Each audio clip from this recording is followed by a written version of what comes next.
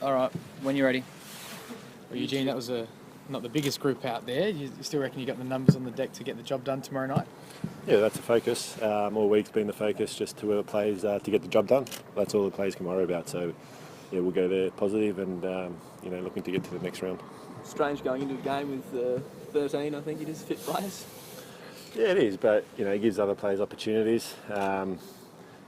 Hopefully we sign some players soon. But like I said, players can only worry about tomorrow, and they're the players that we have now. So we'll give everything tomorrow. Who fills the spots tomorrow? Do you have youth players coming up? Yeah, I think a lot of young boys will get an opportunity. I think defensively, that we've got a lot of experience, but probably the front three, they're either young or playing out of position. So, there's a role to play for everyone, and our aim is to play those roles. As a captain, has it been disappointing to see so many players, championship players, leave the club? Yeah, I think there's disappointment because they're not just teammates; they become mates because you play with them for so long. So it's like losing your mates at work, and it's always disappointing. Our game's probably you lose more players than any other job, so there's always a turnaround, and we have to get that right, and hopefully our combinations and that we can get that right and play some good football. On the other side of the coin, a lot of championship teams freshen up their teams because you keep it and it goes a little bit stale. So is that a bonus as well? Oh, I think you can always look at bonuses. I think the last 3 years, what made us get better was stability in terms of the players we kept. We might have only turned a few players each year to become a better team, and this year's a little bit different where the turnaround's a lot. So, I'm not so sure about that, but I think stability is the key in terms of trying to win trophies. Do you think it's a little late to recruit? Most of the good Aussies are gone, in particular, or do you think there's still a few around? Yeah, for me, that as a player, all we can worry about is performing, and we leave that to obviously the guys up there making those decisions. Is it a sign of how well you're going as a club, though, Huge, that some of your players get poached? Yeah, it is. That's the game we're in. It's a world game. It's players obviously have gone to A-League teams and players have gone overseas. It would have been good trying to keep at least those players that have left, to go to A-League teams, other A-League teams. But we've lost a few, and like I said, we'll worry about tomorrow, the players, and that's all we can worry about. As a leader of the club and the group, how do you feel everything's going off the field? Are you still as close?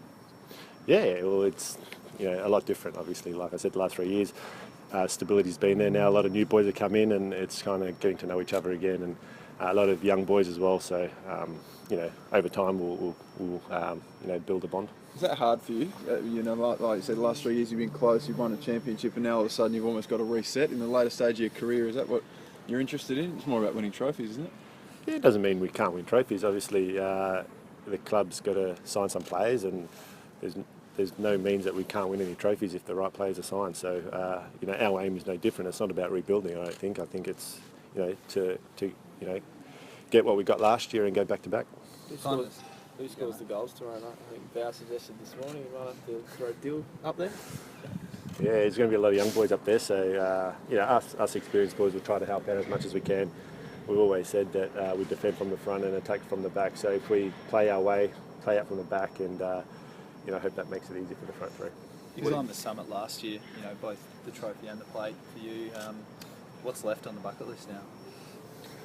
Asian Champions League maybe, and the Premiership and the Championship. I'd love to go back to back. I think they say good teams can win championships, but great teams, do it back to back. So we're in the early pre-season, and there's probably like I said, a few players to sign. But once we have everyone together, I think our aim will be to win trophies. Does it become a lot harder though without Mork, Gite, Goodwin, some of those really good players the club's produced and developed?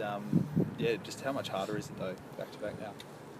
Oh, it is, because when you win trophies, I think other teams want to poach your best players, and it's up to the club to now replace those best players to make us even stronger, because we know that teams are going to want to beat us, being the championship team from last season. So we have to get better in everything we do, and as players we can only train as hard as we can, and try to perform to the best we can. If it comes down to pens, you up for one? a question. I haven't really thought about it. I don't really want it to go into pens. I want it to obviously 90 minutes and yeah, we finished it off like that. But yeah, I'll be happy. Like I said, I haven't thought about it, and whoever puts their hand up first, I think. What do you know about Redlands United? Yeah, not too much.